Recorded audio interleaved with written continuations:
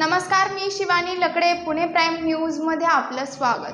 ठाकरे गटाचे खासदार संजय राऊत यांची आज 14 ऑगस्टला अकोल्यामध्ये पत्रकार परिषद पार पडली.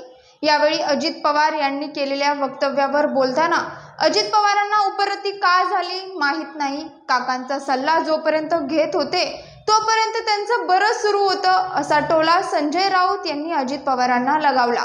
यासोबतच मुख्यमंत्री एकनाथ शिंदे यांच्यावर देखील हल्लाबोल करत दिल्लीसमोर एवढा झुकणारा मुख्यमंत्री इतिहासात पाहिला नाही, असं ते म्हणाले. त्यांच्या नेतृत्वाखालच्या, मोदी शहांच्या नेतृत्वाखालच्या, देवेंद्र फडणवीसांच्या नेतृत्वाखालच्या महाराष्ट्रातील भाजपाचा दारुण पराभव केला. आमच्या काही जागा फार थोड्या फरकाने गेल्या, त्यातली अकोल्याची सुद्धा आहे. ह्या वेळेला अकोल्याची जागा आम्ही जिंकू अशी आम्हाला खात्री होती,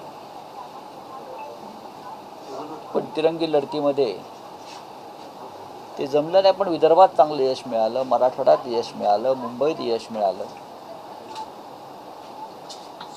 आता तयारी विधानसभेची आहे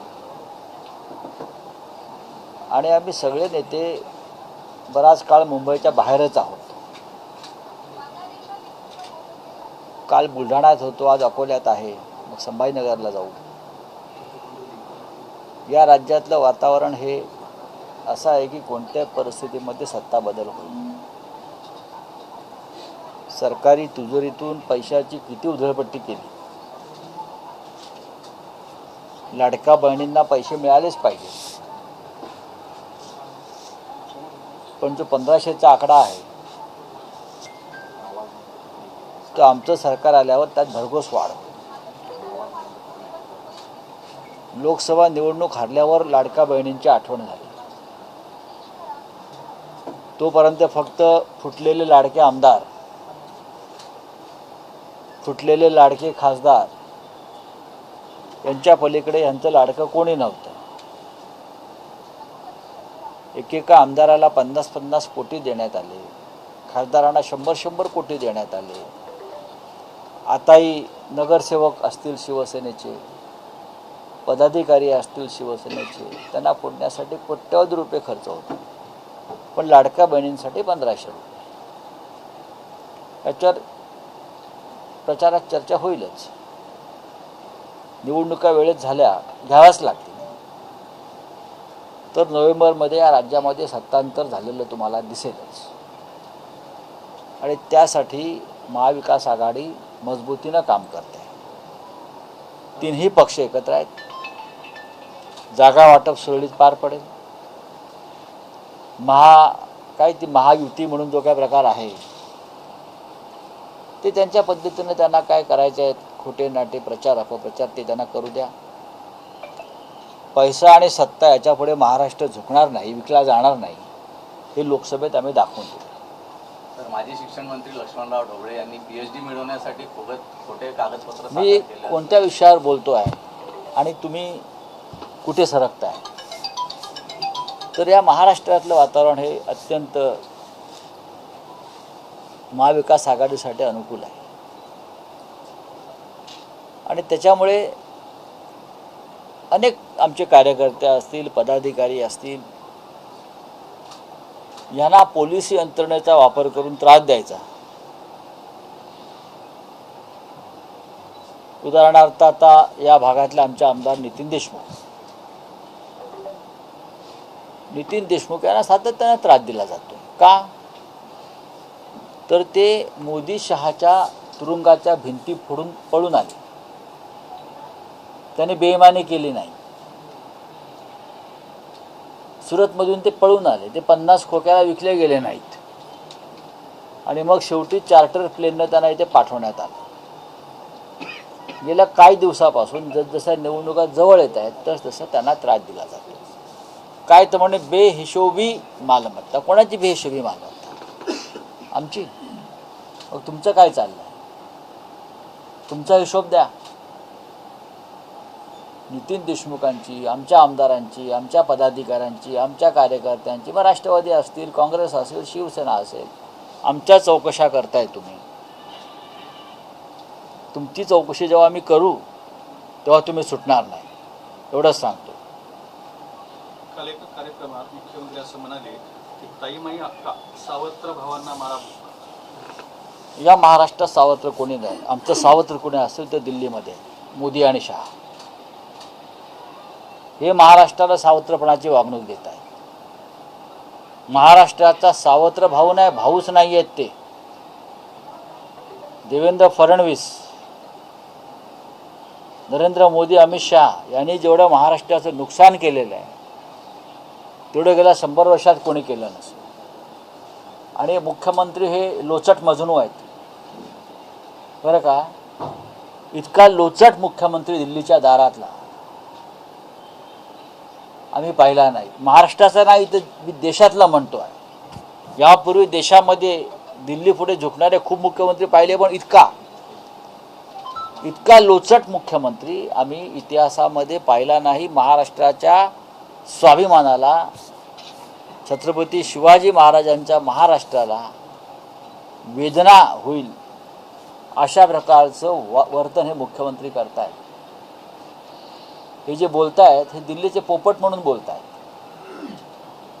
ज्या दिवशी यांची सत्ता जाईल त्या दिवशी त्यांना दिल्ली पायाशी उभं करणार नाही. त्यांच्या बोलण्याकडे महाराष्ट्र लक्ष देत नाही, गांभीर्यानं पाहत नाही.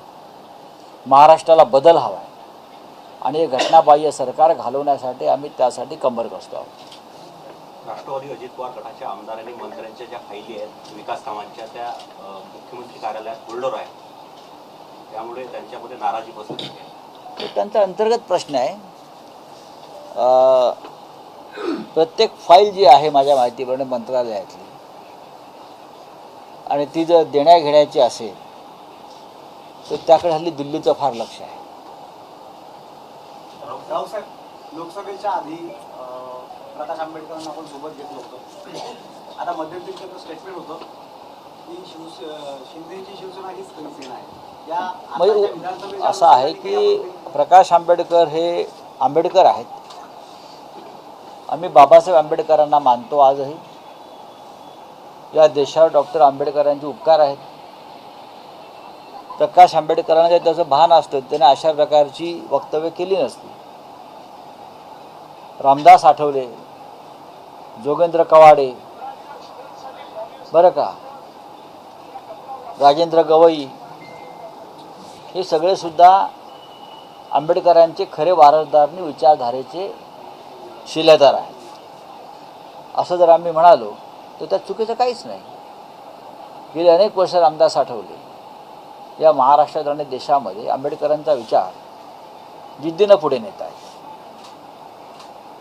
अनेक वर्ष सत्तेमध्ये आहेत, काम करत आहेत, त्यांचे सगळ्यांशी संबंध आहेत. डॉक्टर आंबेडकर ज्या पद्धतीनं काम करत होते या देशामध्ये त्या पद्धतीने आठवले करत आहेत. म्हणजे याचा अर्थ आम्ही असं म्हणायचा की डॉक्टर आंबेडकरांचे जे विचारधारा आहेत, त्यांच्या ज्या संघटना होत्या त्यांचे खरे वारसदार आठवले आहेत. माणसानं ज्ञान असेल तर त्या ज्ञानाचा मान राखून बोललं पाहिजे. हे महाराष्ट्र राज्य आहे आणि बाबासाहेब आंबेडकर असतील महामानव केलेले आहेत.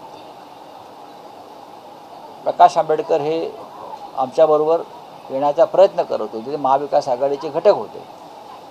लोकसभेत आम्ही त्यांना 7 जागा देऊ केल्या, अकोल्यासह 7 जागा. तरी ते ज्यांच्या बाजूला वळले तो काय डॉक्टर बाबासाहेब आंबेडकरांचा विचार आणि भूमिका अजिबात नाही, अजिबात नाही.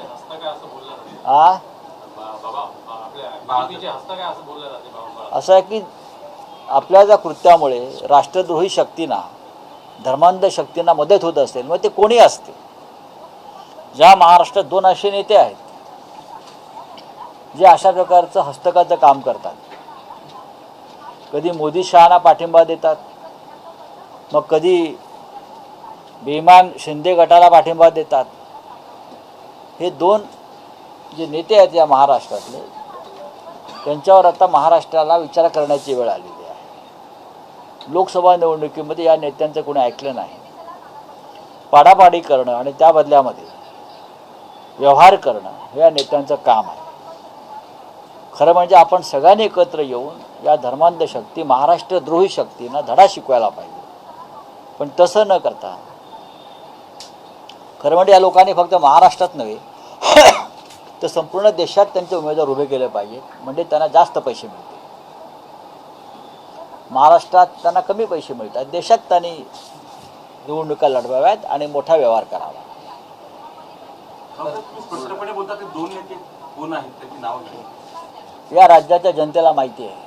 राऊत काल अजितदादांनी म्हटलं होतं की माझ्या बहिणी लाडक्या बहिणीच्या विरोधात पत्नीला उभं करून मला पश्चाताप होतोय. आणखी कशा कशाचा पश्चाताप त्यांना होईल? अजित पवारांना ही उपरती कशी झाली मला माहीत नाही, पण त्यांनी एक एजन्सी नेमलेली आहे गेल्या काही दिवसापासून सल्ला देण्यासाठी. आतापर्यंत ते आपल्या प्रिय काकांच्या सल्ल्याने चालत होते, तोपर्यंत त्यांचं बरं चाललं होतं. काकांची साथ सोडल्यावर त्यांची अधोगती सुरू झाली, त्यांची पावलं चुकीच्या दिशेने पडू लागली. हे लोकसभा निवडणुकीत दिसल्यावर त्यांनी एक एजन्सी नेमली. ही एजन्सी नेमण्याची जी काय एक पद्धत आहे ही भारतीय जनता पक्षाने आणली. याचा अर्थ राजकारणात त्यांना काय कळत नाही. ते त्यांच्या सल्ल्याने त्यांचे विधान आलं असेल. जे ज्ञान या राज्याच्या सामान्य जनतेला होतं त्यावेळेला की करतात ते चुकीचं आहे. बारामतीमध्ये भाऊ बहीण विरुद्ध पत्नी हा सामना चुकीचा आहे हे महाराष्ट्रातल्या सामान्य जनतेला कळत होतं. ते 4-5 वेळा उपमुख्यमंत्री राहिलेल्या व्यक्तीला कळलं नाही. याचा अर्थ ते राजकारणात फिट नाहीत. राष्ट्रीय बांधून घ्यायला जाणार ते काही विधानसभा निवडणुकीच्या आधी ते काही करू शकतात. लोकसभेत इतका मोठा फटका बसल्यावर विधानसभेत सुद्धा त्यांची पाठ मातीला लागू नये यासाठी ते राखी बांधायला जातील, ते भाऊबीजेला स्वतःच जातील. आता प्रश्न आहे सुप्रिया सुळे काय करतात. सुप्रिया सुळेंसाठी महाराष्ट्र लढला आहे बारामतीमध्ये, हे लक्षात घ्या. त्यांना पश्चाताप झाला तर महाविकास आघाडीत परत देणार का? त्यांना पश्चाताप कधीच होऊ शकत नाही. सर आता एक हे राजकारण आहे. माजी शिक्षण मंत्री लक्ष्मणराव ढोबळे मला यांनी त्याविषयी PhD माहित नाही आहे फार. मिळवण्यासाठी खोटे कागदपत्र सादर केले. या महाराष्ट्रामध्ये देशामध्ये प्रधानमंत्र्यांपासून ते भाजपच्या अनेक नेत्यांच्या डिग्र्या खोट्याच आहेत ना. त्यांच्या चौकशा करा, सगळ्यांच्या बाहेर येतील. बोगस डिग्र्या छापल्या जात आहेत या महाराष्ट्रामध्ये आणि त्याचं वाटप होत आहे. बोगस युनिव्हर्सिटी निर्माण केल्या आहेत परदेशात आणि त्याची ऑक्सफर्ड, हार्वर्ड, केम्ब्रिजची तुम्ही न्यायालयात जाऊन अशा अनेक खटले सुरू आहेत. प्रधानमंत्र्यांच्या डिग्रीचाच जिथे वाद आहे तिथे तुम्ही हे काय घेऊन बसलात. विषय अत्यंत गंभीर आहे. 27 लाख लाडक्या बहिणी योजनेसाठी आहेत की आधार लाट जोडण्याचं काम करायला सांगितलं. त्यासाठी लाडक्या बहिणी योजनेच्या ज्या महिला आहेत त्यांची 10 पटीनं पैसे घेऊन त्यांची लूट सध्या सुरू आहे महाराष्ट्रात. आहे ना, ही लुटच सुरू आहे महाराष्ट्रात. महाराष्ट्रात लुटीशिवाय दुसरं काही सुरू नाही. ही अजून 2 किंवा 3 महिने ही लूट चालवली जाईल. देशामध्ये इंडिया आघाडी सत्ता परिवर्तन करण्यास कुठे कमी पडले असं आपल्याला वाटतं? अजिबात सत्ता परिवर्तन करण्यास आम्ही कमी पडलेलो नाही. एक लक्षात घ्या की भारतीय जनता पक्षाचं म्हणजे नरेंद्र मोदी यांचं बहुमत आलेलं नाही, हे आमचं सगळ्यात मोठं यश आहे. दोन्ही निवडणुकांमध्ये भारतीय जनता पक्षाला स्वबळावर बहुमत मिळालं होतं. त्यांचं सरकार 300च्या पार जागा जिंकून स्वतःच्या ताकदीवर आलं होतं. ह्या वेळेला त्यांच्याकडे बहुमत नाही. ते कुबड्यांवरचं सरकार आहे. त्या कुबड्या कधी पडू शकतात. पोलिसांना धमकी दिली आहे कोणी? नितेश राणेंनी की हिंदू मुलींच्या डोळ्यात पाहत रहा पुणे प्राईम न्यूज. धन्यवाद.